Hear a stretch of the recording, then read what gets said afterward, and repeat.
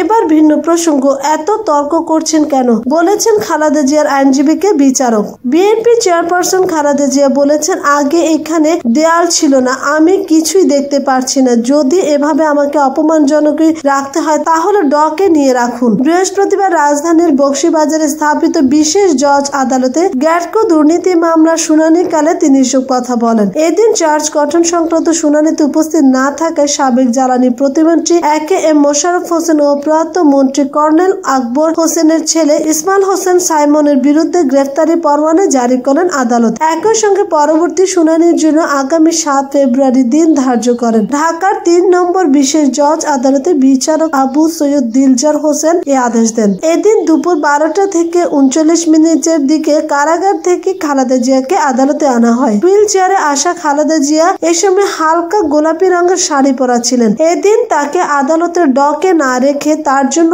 অল্প উঁচু করে দেয়াল তৈরি করে বিচারকের পাশে পৃথক এক স্থানে রাখা হয়। কিছুক্ষণ পরে এজলাসে বিচারক প্রবেশ করলে বিচার কাজ শুরু হয়। শুরুতে আসামি পক্ষের আইনজীবী মোহাম্মদ মাসুম আহমেদ তালুকদার আদালতের উদ্দেশ্যে বলেন, উনাকে যেখানে বসানো হয়েছে সেখান থেকে আপনাকে দেখা যায় না, প্রয়োজনে তাকে জিজ্ঞাসা করুন। তখন খালেদা জিয়া বলেন, আমি আপনাকে দেখতে পারছি না। বিচারক আসামি পক্ষের আইনজীবীদের এই বিষয়টি নিয়ে এত কথা না বাড়িয়ে শুনানি চালিয়ে যেতে বলেন। এ সময় খালেদা জিয়ার আইনজীবী এজে মোহাম্মদ আলী বলেন, উনাকে সামনে নিয়ে আসুন, বিচারককে দেখতে পারা আসামির অধিকার। বিচারক বলেন, আজ বসুন, পরবর্তীতে করা হবে। তাতেও আসামি পক্ষের আইনজীবীরা মানতে নারাজ হলে বিচারক তাদের উদ্দেশ্যে বলেন, আজকের কার্যক্রম শেষ হোক, আগামীতে করা হবে, এ নিয়ে এত তর্ক করছেন কেন? প্রত্যুত্তরে মাসুদ আহমেদ তালুকদার বলেন, আমরা তর্ক করছি না, আমরা আপনাকে সহযোগিতা করতে বলছি, কিন্তু ডিসগাস্টিং উপায় করলে আমরা কিভাবে আপনাকে সহযোগিতা করব তা ভাবতে হবে।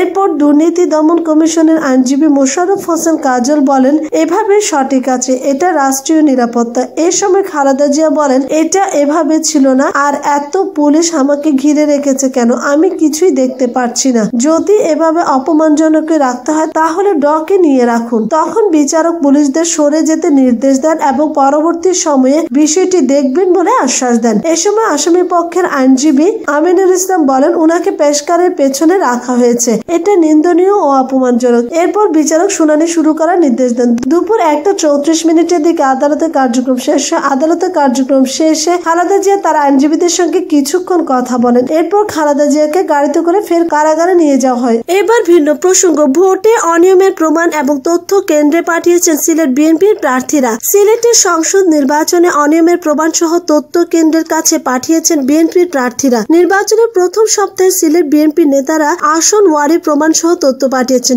এখনো সেটি পাঠানো অব্যাহত রয়েছে। যখন যেখানে প্রমাণ মিলছে সেগুলো বিএনপি কেন্দ্রীয় কমিটির কাছে পাঠানো হচ্ছে। সিলেট বিএনপি নেতারা জানিয়েছেন, নির্বাচনের পরপরই কেন্দ্রের তরফ থেকে তাদের কাছে তথ্য পাঠানোর নির্দেশ দেওয়া হয়েছিল। এর পরিপ্রেক্ষিতে তারা তথ্য পাঠিয়েছে, এখনো তারা তথ্য পাঠাচ্ছেন। সিলেটের 6টি নির্বাচনের আসনে প্রার্থী ও বিএনপি নেতৃবৃন্দরা জানান, তারা নির্বাচনের দিন দৃশ্যমান অনিয়মের তথ্য প্রমাণ সহ কেন্দ্রে পাঠিয়েছেন। প্রতিটি আসনে পুলিশের বাড়াবাড়ি, কেন্দ্র বন্ধ করে দেয়া, ভোট প্রদানের মন্তরগতি, এজেন্ট বের করে দেওয়া সহ নানা বিষয় তারা তুলে আনছেন। স্থানীয়ভাবে তথ্য পাওয়ার পর সেগুলো যাচাই বাছাই করা হয় বলে জানান নেতারা। এর পাশাপাশি মিডিয়ায় প্রকাশিত তথ্যগুলো সংযোজন করা হয়। সিলেটের 6টি আসনের মধ্যে 5টিতে বেশি অনিয়ম হয়েছে বলে বিএনপি নেতারা দাবি করছেন। আর সিলেট 2 আসনে আওয়ামী লীগের প্রার্থী না থাকলেও জাতীয় ঐক্যফ্রন্টের প্রার্থীকে নানাভাবে বাধা দেওয়া হয়েছে। তবে এই আসনে জোরালো কোনো অনিয়মের চিত্র তাদের কাছে নেই। এই আসনে জাতীয় ঐক্যফ্রন্টের প্রার্থী মোকাব্বির খান জয়লাভ করেন, তবে এখনো তিনি শপথ নেননি। নেতারা জানিয়েছেন, বিএনপি কেন্দ্র থেকে কয়েকটি সুনির্দিষ্ট বিষয়ে প্রয়োজনীয় তথ্য,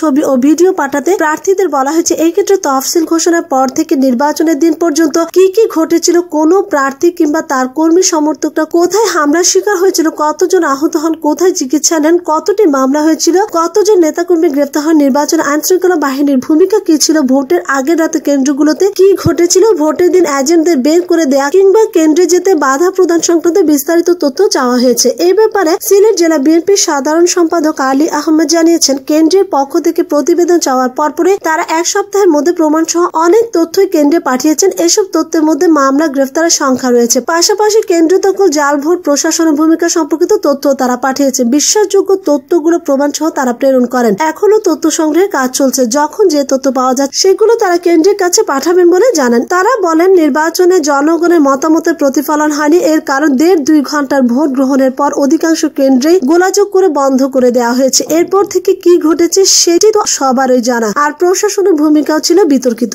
এবার ভিন্ন প্রসঙ্গ, তত্ত্বাবধায়ক সরকার ব্যবস্থা ফিরিয়ে দেওয়ার দাবি জানাচ্ছি বলেছেন রিজভী। সময় থাকতে জনগণের ভোটাধিকার ফিরিয়ে দিতে সরকারের প্রতি আহ্বান জানিয়েছেন বিএনপির সিনিয়র যুগ্ম মহাসচিব রুহুল কবির রিজভী আহমেদ। তিনি বলেছেন, প্রধানমন্ত্রীকে পদত্যাগ করে দেশের নির্বাচনকালীন তত্ত্বাবধায়ক ব্যবস্থা ফিরিয়ে দেওয়ার দাবি জানাচ্ছি। আজ মঙ্গলবার বেলা 11টা নয়াপল্টনে দলের কেন্দ্রীয় কার্যালয়ে সংবাদ সম্মেলনে তিনি এসব কথা বলেন। রিজভী বলেন, একাদশ জাতীয় সংসদ নির্বাচন দেশের ইতিহাসে কলঙ্কিত নির্বাচন। সম্পূর্ণ রাষ্ট্রীয় ব্যবস্থায় নির্বাচনের আগের রাতে ব্যালট বাক্স ভর্তি করে রাখা হয়েছে। কৃত্রিম লাইন তৈরি করে ভোটারদের কেন্দ্রে যেতে দেওয়া হয়নি। মহাজোট ছাড়া অন্য কোনো প্রার্থীর এজেন্টদেরও কেন্দ্রে প্রবেশ করতে দেয়নি। ভোটের ফলাফল সরকার দলীয় প্রার্থীদের পক্ষে ঘোষণা করা হয়েছে। নির্বাচনের আগে বিরোধী দলের নেতাকর্মীদের হয় কারাগারে নয়তো এলাকা ছাড়া করা হয়েছে। সেই ভুয়া ভোটে এমপি মন্ত্রী নির্বাচিত হয়ে এখন তা জায়েজ করতে বেপরোয়া হয়ে পড়েছেন আওয়ামী লীগ নেতারা। বিএনপির সিনিয়র যুগ্ম মহাসচিব বলেন, সোহরাওয়ার্দীতে আওয়ামী লীগের জনসভায় ও সোমবার ভুয়া ভোটের মন্ত্রিসভার বৈঠকে প্রধানমন্ত্রী যে বক্তব্য দিয়েছেন তাতে তিনি